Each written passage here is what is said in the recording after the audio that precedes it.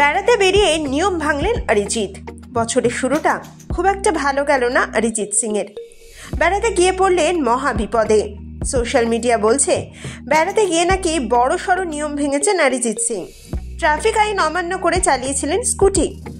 সর্বদা সত্যের মুখাপেক্ষী থাকা এত বড় মানুষটি কিভাবে এমনটা করে উঠতে পারলেন, সেটা নিয়ে উঠছে নানান প্রশ্ন।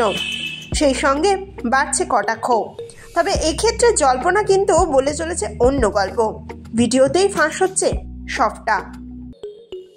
সম্প্রতি এই বছরের শুরুটা জমিয়ে সেলিব্রেট করতে গোটা পরিবার অর্থাৎ কোয়েল, দুই পুত্র জুল এবং আলীকে নিয়ে রাজস্থানে পাড়ি দিয়েছিলেন অরিজিৎ সিং। সারা বছরই যদিও কনসার্টের কারণে বাইরেই কাটাতে হয় এই জনপ্রিয় গায়ককে। সময় পেলেই পরিবারের সঙ্গে সময় কাটাতে চলে আসেন মুর্শিদাবাদের বাড়ি জিয়াগঞ্জে। এবার সেই সময়টাই কাটালেন রাজস্থানে গিয়ে। পরিবারের সঙ্গে বেড়ানোর ফাঁকেই ভুল করে হেলমেট পরতে ভুলে গিয়েছিলেন তিনি। সেখানেই বাঁধে গন্ডগোল।